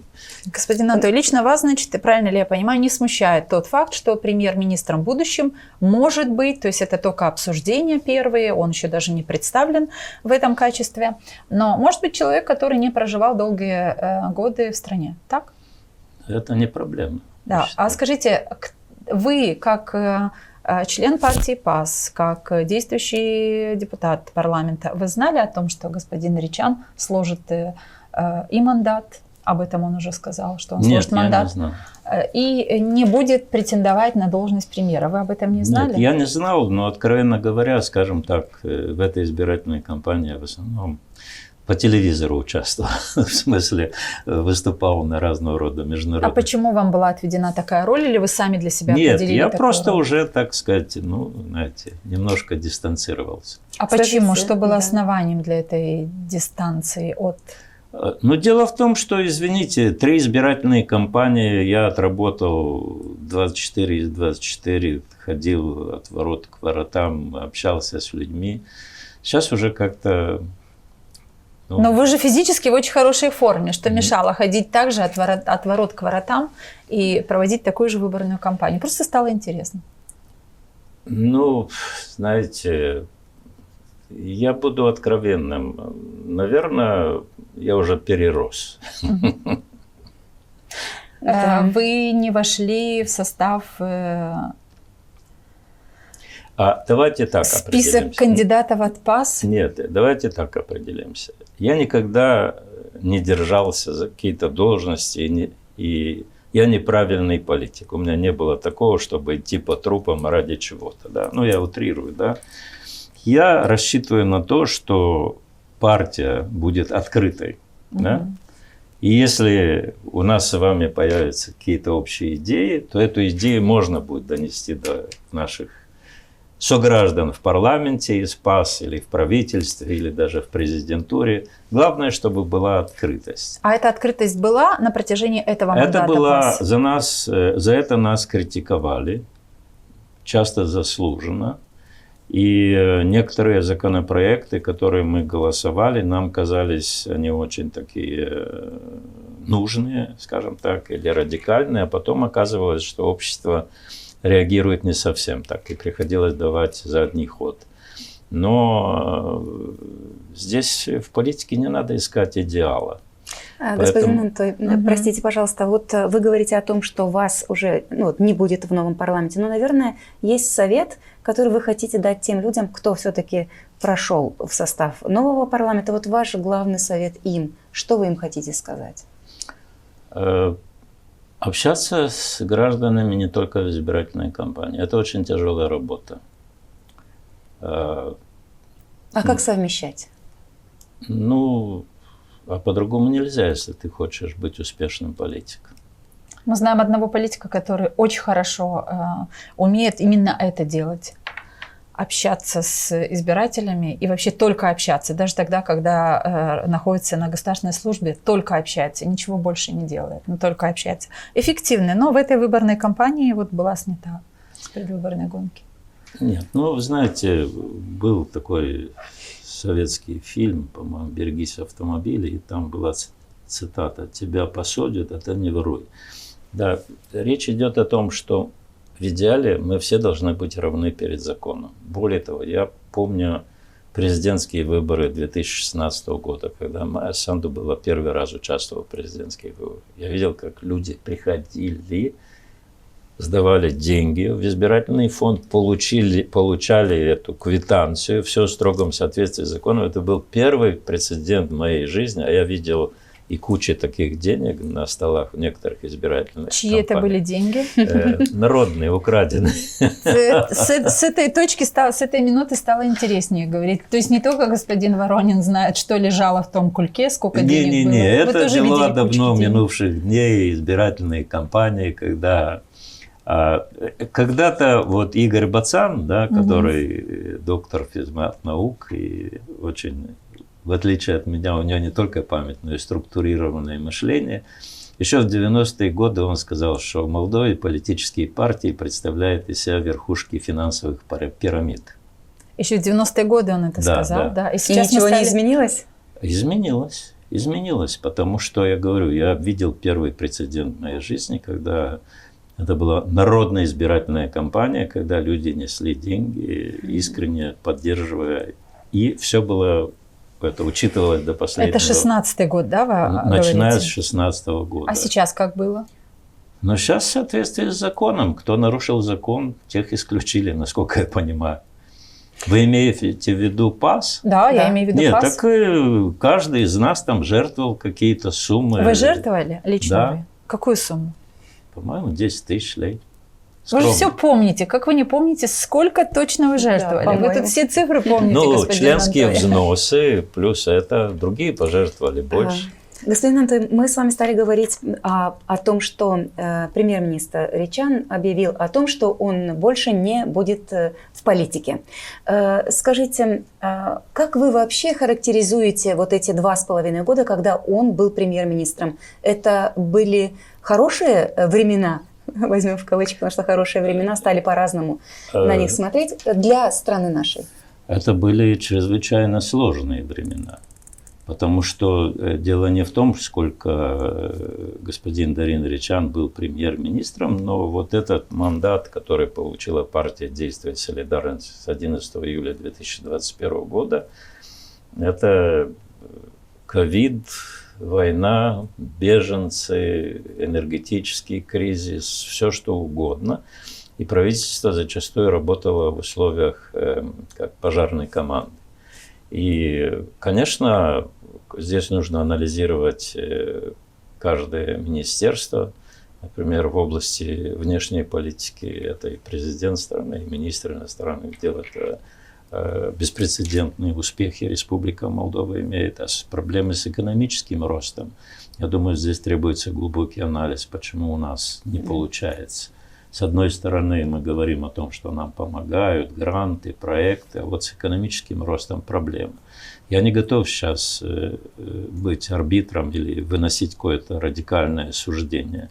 Я повторяю, что эксперты в области экономики должны дать ответы на этот вопрос, должны дать рекомендации правительству, должны критиковать. Может, потому что премьер не был экономистом, но в связи с этим у меня вопрос. А премьер-министр, мы знаем, из какой отрасли Ричан, в какой отрасли он работал в стране, и, может быть, поэтому правоохранительные органы стали работать эффективнее? О, нет. Дело в том, что Республика Молдова 3 десятилетия проживала в достаточно таком расслабленном состоянии. Я помню, как много было публичных обсуждений, когда мы начали менять законы о службе информации и безопасности. То есть, потому что мы начали чувствовать, что Республика Молдова сталкивается с новыми вызовами, а закон не соответствовал этим вызовам. И в то же время вот та красная нить между полномочиями, как мы говорим, спецслужб и фундаментальными правами и свободами гражданина. Это было очень много работы с тем, чтобы появилось новое законодательство. Потом государственные структуры, политики осознали риски, связанные с вот этой подрывной деятельностью под названием гибридная война. Я всегда считал и называл вещи своими именами, что речь не идет о том, чтобы X поменять на Y, а речь идет о том, чтобы захватить эту территорию и превратить Республику Молдова в плацдарм войны против Украины. То есть это была задача. И перед этим вызовом прошла мобилизация наших государственных структур, которые начали учиться и начали бороться с незаконной антигосударственной деятельностью. Потому что уже, оказывается, и этот Приднестровский банк, и с одного рейса сняли $1 200 000, и криптовалюта, и какие-то банковские карточки заводили. То есть это извечная борьба, которая в истории известна под названием «борьба снаряда и брони». То есть мы учились бороться на ходу с этой антигосударственной деятельностью. И тот факт, что в обществе начали понимать некоторые категории, что деньги лучше зарабатывать другим способом, но не на подкупе избирателей, не на продаже голосов. Я считаю, что это позитивный момент, и государственные структуры сработали нормально в ситуации, когда мы помним, как госпожа Майя Санду после первого тура президентских выборов и референдума сказала, что, по-моему, около 140 тысяч граждан Молдовы это были в так называемой сетке Шора. Что такое 140 тысяч? Это могут изменить баланс в любую сторону. Где суверенитет страны, который находится в руках народа? Когда часть народа продает суверенитет. Да. Скажите, как вы считаете, вот это время, которое много угроз было, и премьером был премьер Ричан, вот больше этот срок оказался успешным в жизни страны под руководством вот того правительства, которым руководил Ричан, или у вас, если честно, можно этот ответ, абстрагируйтесь от того, что вы были депутатом от ПАС, и вы голосовали за это правительство вашей партии, вот честно, или много было тех недоработок, которые очень важно было учесть именно на этом этапе жизни страны? То, что когда мы говорим о правительстве, то это не совсем корректно в том смысле, что есть президент страны, есть парламентское большинство, есть правительство. Статья 66-д Конституции Республики Молдова гласит, что парламент определяет приоритеты внутренней и внешней политики. Это, опять же, моя память. Да. Но правительство исполняет все то, что было это принято. Исполнительный орган. Да.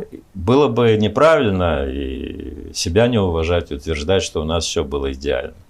Ну, говорите, как есть, только честно. Нет, не буду говорить. Но сам факт, что партия «Действие и солидарность» получила 55 мандатов, это говорит о том, что плюсов было больше. И с этой партией граждане Молдовы связывают надежды на мир и на развитие этой страны. Эти надежды надо оправдывать. Господин Антой, вот президент страны высоко оценила деятельность или работу Дарины Ричина в качестве премьер-министра. Но Игорь Дадон сказал о том, что Ричан отказался от того, чтобы и дальше возглавлять правительство страны, потому что ситуация в стране ухудшается, и он не хочет брать на себя ответственность вот в этой сложной ситуации. Как вы прокомментируете слова Игоря Дадона? Ну, я еще раз хочу сказать, Игорь Дадон – это не тот человек, чьи слова я буду комментировать. Я обратился в Генеральную прокуратуру в свое время с запросом рассмотреть деятельность Игоря Дадона в качестве бывшего президента Республики Молдова на предмет измены Родине. Серега, это важно, так Козак сказал, когда Дадон диктовал формулу федерализации Республики Молдова. И когда предлагал Плохотнюку, согласно интернету, заключить договор, соглашение о создании коалиции, в которой был бы секретный пункт о федерализации Молдовы. Почему я должен комментировать? А есть ответ? Вы подали в судебную инстанцию? Так нет, у нас же разделение властей, я же не могу оказывать давление. То есть ответа нет, процесс идет, рассматривается? Может быть, по крайней мере. Но как только вы получите этот ответ... В качестве свидетеля меня пригласили на заседание суда по делу о Кульке. Но я сказал, что я, в общем-то, Кулек – это банальность. Меня больше интересует вот эта формула федерализации, которую президент страны диктовал якобы Сергею Оралову, если верить тому видео. Но коль мы заговорили уже об этом видео, о Кульке, ну и персона, которая которая вернулась сейчас в страну, но Плохотнюк вернули в страну, да, вернули в страну. Как дальше будет разворачиваться история с Плохотнюком уже в Молдове после 6 лет отсутствия в стране? Опять же, я вспоминаю 2019 год, когда была создана та коалиция, казалось бы, невозможная между блоком АКУМ и партией социалистов, да, то настроения в обществе были настолько почти истерическими, да, что почти от нас требовали чуть ли не установить на площади Великого национального собрания гильотину, и чтобы коррумпированные чиновники по списку подводили к этой гильотине и рубили голову. А тут, оказывается, правовое государство, а тут, оказывается, реформа юстиции, которая не очень работает, и так далее, и так далее. И когда речь шла, я уже участвовал в тех митингах, во всех этих, Плохотнюк, он, скажем так, сумел в кавычках стать символом зла. То есть, да, в общественном сознании. Но когда мы смотрим на то, как должна работать судебная система, прокуратура, там должны быть доказательства, собранные в соответствии с процессуальным кодексом, безусловно, и так далее, и так далее. Потому что адвокаты есть, потому что есть общественное мнение, так и так далее. Поэтому я смотрю на это дело философски. Да, я сказал, что это тест для нашей судебной системы, но не в том смысле, что Плохотнюка должны осудить на пожизненное досье. Суд должен принять решение на основе того, что представит прокуратура. Поэтому и какие аргументы против выдвинут адвокаты. Поэтому не будем забегать вперед и будем наблюдать за сериалом. Правильно ли я помню, что, или, может быть, ошибаюсь, вы были в Демократической партии, когда там Плохотнюк был уже? Мы пересеклись в том смысле, что я ушел после того, как он появился. Но в то время у него еще не было имиджа символа зла. То есть вы его как личность знаете, вы пересекались с этим человеком, вы говорили о политических... Нет, пересекались. У меня была одна единственная встреча с ним, когда я уже давно ушел из Демпартии, но она относилась к проблеме Приднестровья, и она ничем не закончилась. Две персоны, которые рассматриваются в публичности как два зла, которые вот осужденный Шор, скажем, который нанес и наносит тот урон, мы это хорошо знаем по Гагаузии, но есть уроны по стране в связи с избирательной коррупцией. Ну и Плохотнюк.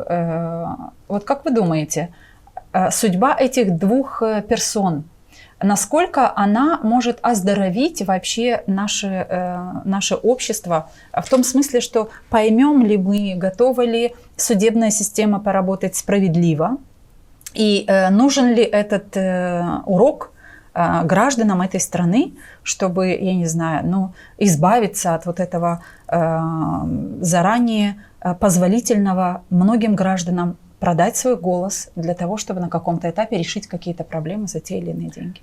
Насчет Илона Шора, он же осужден на 15 лет. Что я могу добавить? Именно тогда, когда он осужден, он и стал вредить стране больше, чем тогда, когда он здесь находился. Я с вами не согласен насчет того, что он стал вредить больше. А как? Кто написал в 2013 году донос на Филата? Шор. Шор. По заданию кого? Говорите, я не знаю. Нет, Плохотнюка, насколько я предполагаю. Кто создал партию для того, чтобы Игорь Додон не получил большинства в парламенте? Плохотнюк. Шор по заданию Плохотнюка. И сейчас Шор – это всего лишь интерфейс, как мы говорим. Так теперь как получается? Сам Плохотнюк здесь, а интерфейс за границей? Нет, так интерфейс более успешен, чем Плохотнюк. Вовремя удрал, и когда… Нет, они удирали вместе. Удирали вместе, но он остался в России. И поэтому для меня Шор – это всего лишь такой символ, за которым скрываются реальные кукловоды, да, это кукла, да. И я давно пришел к выводу, что вот Плохотнюк – средоточие зла. А почему мы так говорим в ситуации, когда он скупал на рубль пучок депутатов, в ситуации, когда все общество практически прогнулось перед ним, и только кучка боролась и там кричала на площади «Долой Плохотнюка», а остальные как-то смирились. Проблема в обществе. Не был бы Плохотнюк, появился бы кто-нибудь другой. То есть это фаза, через которую мы проходим, избавляясь от прошлого с трудом. Потому что когда мы говорим об абсолютном зле, то извините, я помню ваши усилия по, скажем так, увековечить памяти жертв голода. Да? Это кто были у власти? Коммунисты, кажется, да? Ну, Да? И, кажется, за коммунистов в 2001 году граждане Молдовы проголосовали. Как будто если я одену комсомольский значок, то меня начнут девочки любить. Социалисты были у власти, но Да, от переменами слагаемых суммы не меняются, поэтому они сейчас и в одном блоке, коммунисты с социалистами, и с Ириной Влах в том числе, которая тогда, когда мы с этой инициативой я имел в выходили, виду, она была что у власти. когда мы говорим о символе зла, у нас с символами проблема. С одной стороны, мы поминаем жертв голода, депортации, а с другой стороны, коммунисты в парламенте. Господин Нантой, а вы говорим о символах. Продолжит ли Шор оставаться символом со своими финансами для той категории людей, для которых он был символом до вот этих выборов, которые прошли 28 Вы знаете, сентября? я говорил о том, что первую фазу гибридной войны в 2024 году Россия проиграла, когда не смогла сорвать референдум, хотя ситуация была на грани. И, конечно, она не смогла сорвать переизбрание Майя Санду на второй мандат президента страны. И остался день парламентских выборов. И мы видели, как в геометрической прогрессии выросла агрессия. Да? Да. То есть и сейчас, когда я не хотел бы на эту тему много говорить, забегать вперед, но Россия утратила какие-то возможности вот таким брутальным, прямолинейным образом воздействовать на внутреннюю ситуацию в Молдове. Значит, Шор – это отработанный инструмент, по идее, по крайней мере. Это окончательный или все-таки могут быть еще повороты Вы знаете, в истории ничего страны, на ваш взгляд? окончательного в этом мире нет. Надо гадать, поехать. Потому что нет.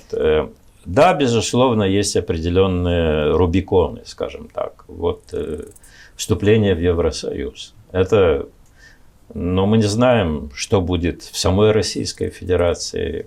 Мы не знаем, как закончится война в Украине. То есть говорить о каких-то окончательных... Да, хотелось бы верить, что Кремль утратил возможность повлиять на развитие молдавского государства, и мы сохранили мир и шанс на развитие Молдовы.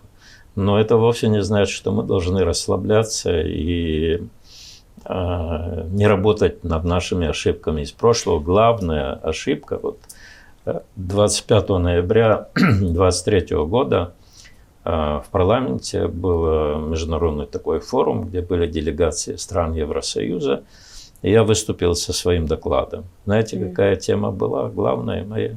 Главная угроза молдавскому государству – это разобщенность молдавского общества. Ну, это так, на самом деле, это было чувствуется. 25 ноября 2023 года. К сожалению, у нас есть серьезные недоработки на предмет вот этой консолидации на основе гражданства.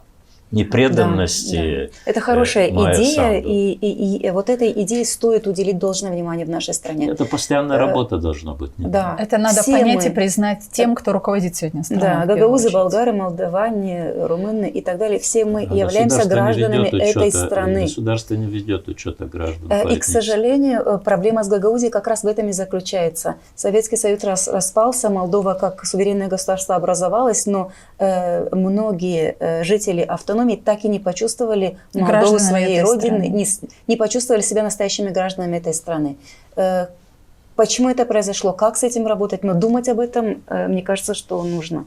Вы знаете, я, если можно, буквально пользуюсь тем, что у вас на самом деле вы являетесь тем самым человеком, который, как мы говорили в начале, на протяжении всей жизни независимой Молдовы вы в политике, вы либо анализировали, либо участвовали в политической деятельности. Скажите, если бы в 2020 году, вот учитывая все то, что происходит сейчас вокруг нашей страны, внутри нашей страны, если и в мире, собственно говоря, если бы в 2020 году президентом был бы избран Дадон Игорь Николаевич, какой была бы жизнь страны вот до второго мандата, ну, до 2024 года? Потому что в том периоде и война началась. Я считаю, что это катастрофа была бы. Катастрофа. Ну, как это выражалась бы, эта катастрофа? В чем она выражалась? Я не Хичкок и не пишу сценарий для фильмов ужаса.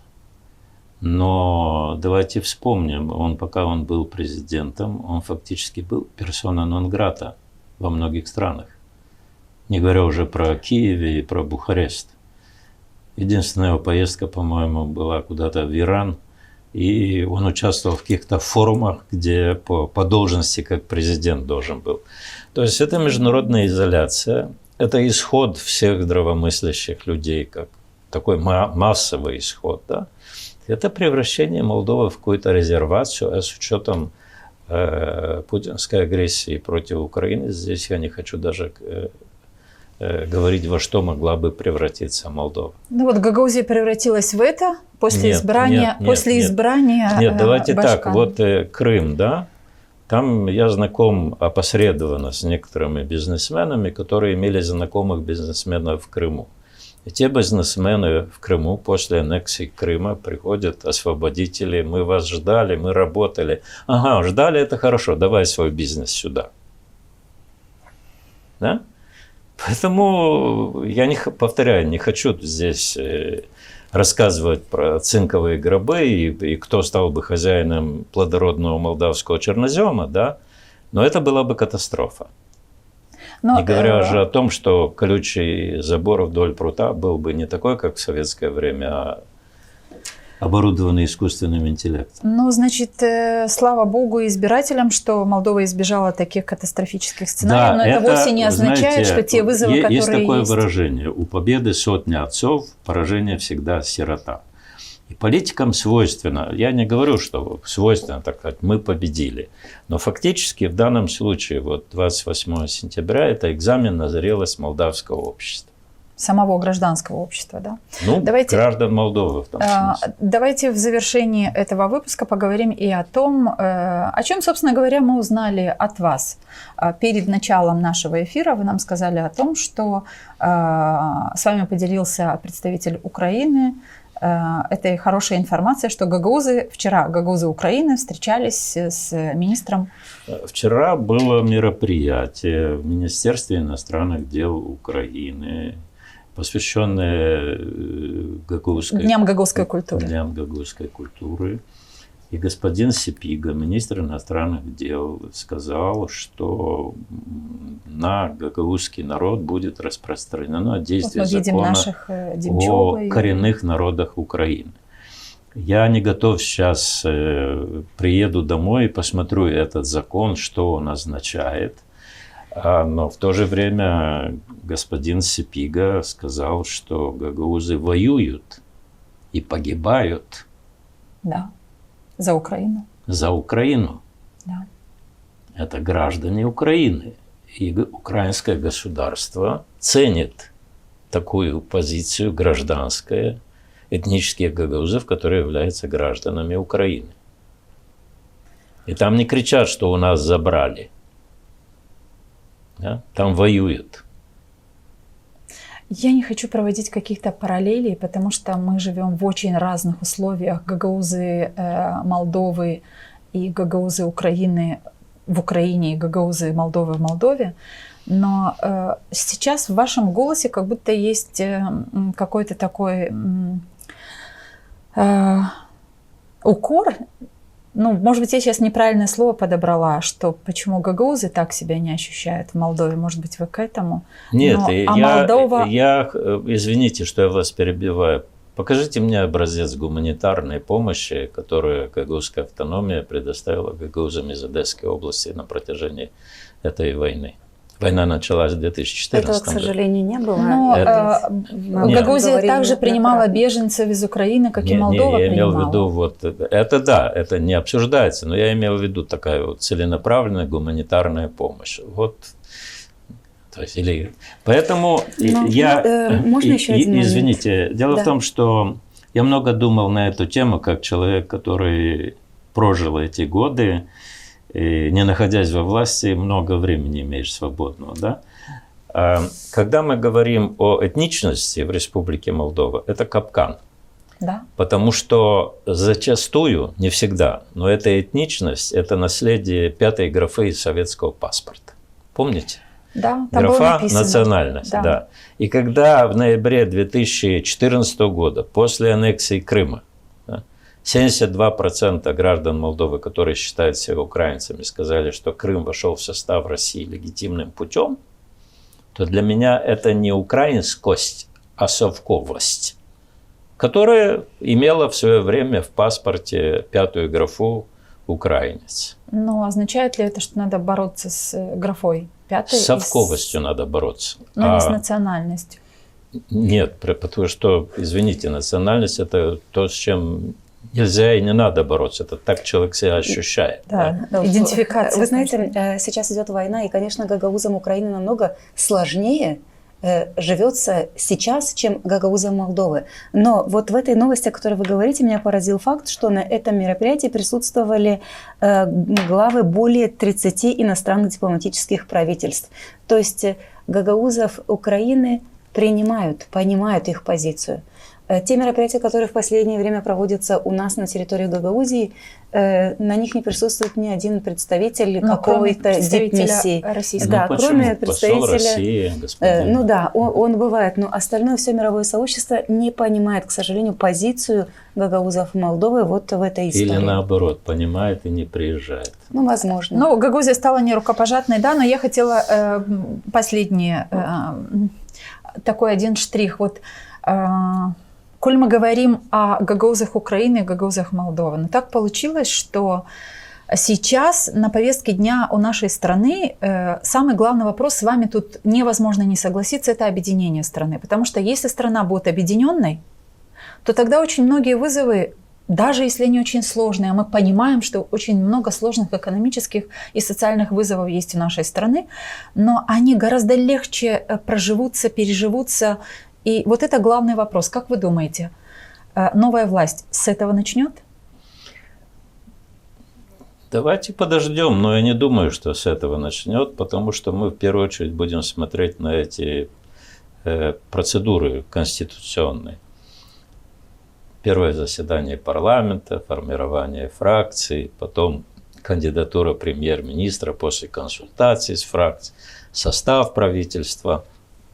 Давайте подождем формирования правительства, но в этой ситуации я опять же не хотел бы все сводить к тому, как будет вести себя власть.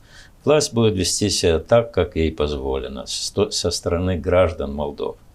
И когда мы тут с вами вспоминали там 89-й год, я вспомнил, как я приехал в Тирасполь, это был 90-й год, по-моему, февраль, и поехал на завод «Точлитмаш». Первый завод там, где начались так называемые языковые забастовки. Вы помните, что это такое? Зал был архиполный.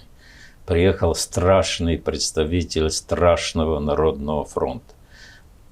После 3-часового диалога я не мог оттуда уйти. Люди улыбались, люди, приезжайте еще. Диалог.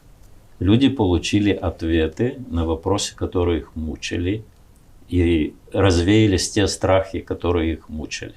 И нам нужен этот диалог, не потому что тут я себя герой. Просто я помню попытки диалога в те времена, когда это было ой-ой-ой. Но, господин Антой, секундочку, вы же чуть выше сказали, что первый шаг должен сделать сильный. Да. Но разве в ситуациях Приднестровья и Гагаузии, разве самый сильный это не Молдова, не руководство Молдовы?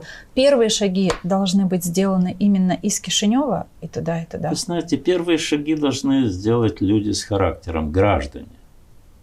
Каким, вот, кто вам мешает, человек с характером, гражданину, очень хорошо понимающему, что сегодня происходит и как, кто вам мешает приехать в Гагаузию и сказать, я готов вам помочь выстроить вот эти отношения, я готов Приднестровью помочь, но кто вам мешает? Подождите, я готов помочь кому?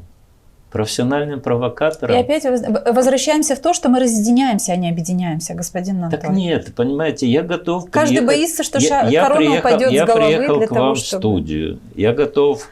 Если меня там пригласят куда-то в университет, я готов в народном собрании выступить как физическое лицо, а не как представитель желтой заразы. Я готов отвечать на неприятные вопросы. Если ваш мандат закончился, вы остаетесь приверженцем ПАС?